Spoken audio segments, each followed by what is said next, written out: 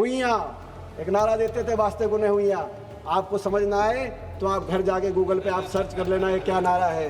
वो नारा देते थे, वास्ते गुने हुइयाँ, कुचू पुचू इस्तीफा दे दो, आज हमारा जन्मदिन है। अध्यक्ष महोदय, इससे पहले कि मैं बिल पे कुछ अपनी बात रखूं, ये बिल किन परिस्थितियों में आया उस पर भी अब मंथन होना चाहिए।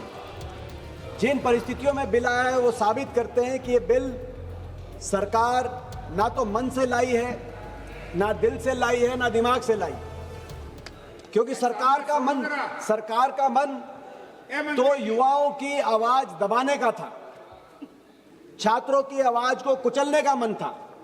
लेकिन जब पानी नाक तक पहुंच गया, जब सरकार को यह समझ में आया कि अब सिंहासन डोल रहे हैं, जब परिस्थिति और नैरेटिव, क्योंकि ये सरकार नैरेटिव की सरकार है, और जब नैरेटिव आपके नियंत्रण से बाहर हो गया, तब जाकर सरकार ने आनन फानन में इस बिल की भी घोषणा करी, एक कमेटी नंदन नीलेकानी की कमेटी की भी घोषणा करी, प्रधानमंत्री जी भी तब इंस्टाग्राम पे आए और तब इस्तीफा भी हुआ।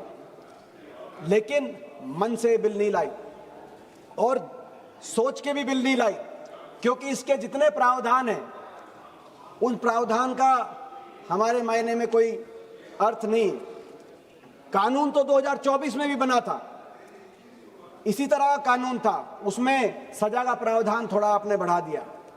कमेटी तो 2024 में भी बनी थी, डॉक्टर राधाकृष्णन की कमेटी, जिसकी आपने परवाह करी नहीं। अब नंदन नीलेकानी की आपने हाई पावर कमेटी बना दी।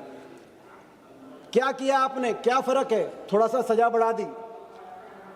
दूसरा क्या फर्क है? आपने कहा फास्ट ट्रैक कोर्ट होगा। यह भी एक नया जुमला है बीजेपी का, फास्ट ट्रैक कोर्ट।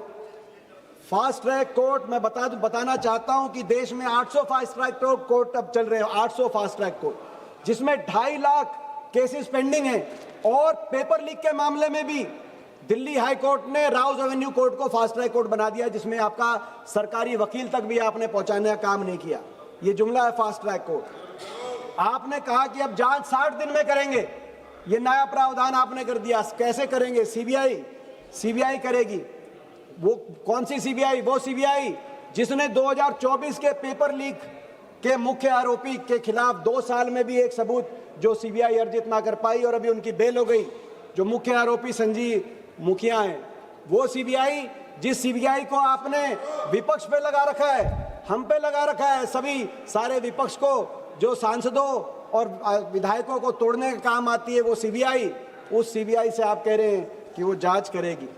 अगर कानून बनाना ही था 3 साल से 5 साल, 5 साल से 7 साल नहीं, कानून बनाना था तो पहली पंक्ति होनी चाहिए थी कि अगली बार नीट का पेपर लीक होगा तो शिक्षा मंत्री का पहले इस्तीफा होगा। ये कानून में आना चाहिए, कानून का कोई अर्थ नहीं। मगर इन परिस्थितियों में आया, जिस परिस्थिति में आपका सिंहासन डोल रहा था, जब आपको यह समझ में बात आई कि अब शिक्षा मंत्री तक नहीं, देश का युवा सरकार से जवाबदेही मांग रहा है और अगला नंबर किसी का लग सकता है, वहां पे नारे चले, वहां के नारे सुनने की आपको आवश्यकता है। जब ये नारे चले कि शिक्षा मंत्री तो झांकी है, प्रधानमंत्री बाकी है, जब ये बातें आई वहां से, उस समय इन परिस्थितियों में ये जो बिल है, इसीलिए ये सबूत है आपकी हार का और देश के छात्रों की, युवाओं की जीत का ये सबूत है। मैं देश के युवाओं को, छात्रों को बधाई देता हूं, जिस तरीके से उन्होंने देश में दिखा दिया कि वो देश के भविष्य नहीं है, मगर वर्तमान में भी एक समझदार देश की ऐसी आवाज है जिन्होंने बिना हिंसा या कोई ऐसा रास्ता लिए, अहिंसा के रास्ते, अपनी रचनात्मक रूप से आप देश के गंभीर मुद्दों को आपकी कान तक पहुंचाने का काम किया। आपने देखा उनके हाथ में पत्थर नहीं थे, उनके हाथ में संविधान था, उनके हाथ में एक टेलीफोन था जिससे किसी ने रील बनाई, किसी ने मीम बनाया, किसी ने गीत गाया और उन्होंने दिखा दिया कि हमारे प्रजातंत्र में सवाल पूछने वाले देशद्रोही नहीं लेकिन प्रजातंत्र के पहरी हैं। उन्होंने बता दिया, उन्होंने दिखा दिया। आज इस बात, ये चर्चा इस बात का सबूत है कि देश की युवा पीढ़ी ने, जेन ज़ी ने ये दिखा दिया कि देश में, प्रजातंत्र में असली मालिक, प्रजातंत्र में जनता है, प्रजा है, राजा नहीं। असली राजा प्रजा ही है। ये दिखा दिया ये जेनजी जिनके जबान पे शहीद आजम भगत सिंह का इनकलाब जिंदाबाद का नारा था, और जब वो कभी आपसे टकराते थे तो दूसरा नारा देते थे, वास्ते गुने हुइयां। एक नारा देते थे, वास्ते गुने हुइयां। आपको समझ ना आए तो आप घर जाके गूगल पे आप सर्च कर लेना ये क्या नारा है। वो नारा देते थे, वास्ते गुने हुइयां, और वो नारा देते थे इतने प्यार से, इतनी खूबसूरत तरीके से इस्तीफा मांगते थे। कहते थे, जब आपसे इस्तीफा भी मांगते थे तो कहते थे, कुचू पुचू इस्तीफा दे दो, आज हमारा जन्मदिन है। ऐसी हमारा अगली पीढ़ी, हमें गौरव है हमारी अगली पीढ़ी पे। लेकिन 12 साल की आपकी सरकार के बाद हमारा भविष्य, देश का भविष्य, अगली पीढ़ी चौराहे पे आ गया। ये आपकी 12 साल की सरकार का रिपोर्ट कार्ड है। जिस अगली पीढ़ी के जवान पे जब चौराहे पे आया तो कहा कि इस सरकार में हमारा भविष्य चौपट हो गया।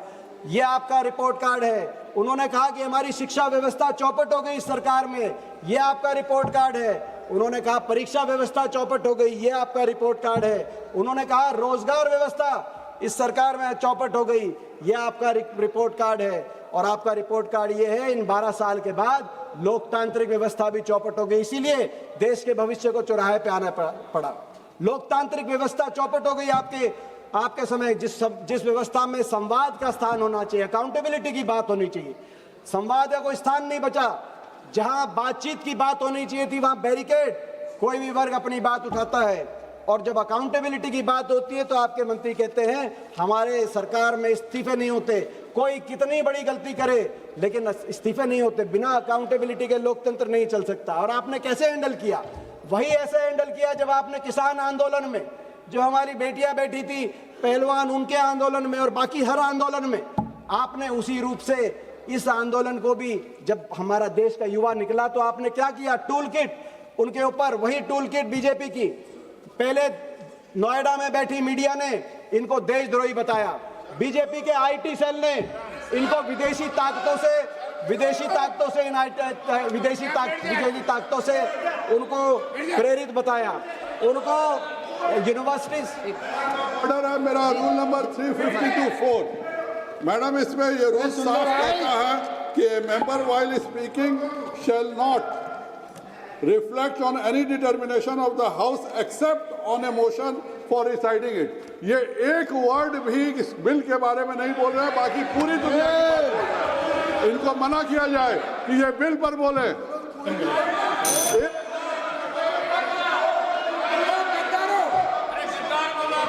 चलो, और देखिए उसके बाद बात वहीं तक नहीं रुकी। उसके बाद पुलिस बर्बरता हुई जो पूरी दुनिया देश ने देखा। कौन वो क्रूर सिंह था जिन्होंने AK-47, palette guns, tear gas और लाठियों में कीले लगाकर हमारे देश के नौजवानों पर ऐसी लाठियां बरसाने का काम किया। और भाजपा के कई ये बोल रहे हैं अभी भी थमे नहीं हैं। वो जो रिया हीर की बात अभी कर रहे थे अरविंद सावंत, जो मुंबई में एक लड़की जो पुलिस की बस के सामने आई, वो पुलिस थाने में दोबारा जाना पड़ा उनको, और उन्होंने कंप्लेंट लिखाई कि बीजेपी से संबंधित लोग उनको हर तरह का अपमानित शब्दावली का प्रयोग कर रहे हैं। अध्यक्ष महोदय, ये देश के बच्चे क्यों आए थे? ये शिक्षा और परीक्षा व्यवस्था में संपूर्ण बदलाव चाहते थे। ये बिल की बात कर रहे हैं। मैं बिल पे अपनी 2 बातें बिल पे कहना चाहूंगा। शिक्षा व्यवस्था आज माननीय सदस्य गुरमीत सिंह, अध्यक्ष महोदय बात पूरी होने दीजिए। ये बात पूरी होने। ये शिक्षा और व्यवस्था में संपूर्ण बदलाव चाहते थे। आज ये स्थिति है कि आज देश की शिक्षा में हमारे जो स्टूडेंट्स हैं वो दुनिया में सबसे स्ट्रेसफुल स्टूडेंट लाइफ जीने पे आज मजबूर हो रहे हैं। इस पे हमें राजनीति से ऊपर उठ के सोचना पड़ेगा। ठीक है, और परीक्षा व्यवस्था में पेपर लीक हो रहे हैं। कुछ कहना चाहते माननीय मंत्री जी? माननीय अध्यक्ष महोदय, अभी तक हमने 2 बजे से डिबेट शुरू की है। ये बिल बड़ा गंभीर विषय के ऊपर है, लेकिन विपक्ष के इतने माननीय सांसदों ने इस विषय पे चर्चा की, एक भी वक्ता अभी तक बिल की गंभीरता पे, बिल के विषय पर एक शब्द नहीं बोला। सब के सब पूरी तरीके से विषयहीन है। मुझे पता नहीं बिल पढ़ा भी है कि नहीं, बिल का विषय समझते भी है कि नहीं। एक भी वक्ता ने बिल के ऊपर एक शब्द नहीं बोला और मुझे लगता है कि इन्होंने बिल पढ़ना चाहिए। बिल कैसे युवा युवतियों के लिए, उनके भविष्य के लिए नए अच्छे प्रावधान लाए, सख्त कार्रवाई करने के प्रावधान, जिससे आगे पेपर लीक को रोका जा सके। उसके ऊपर एक भी वक्ता के पास एक शब्द नहीं है बोलने का।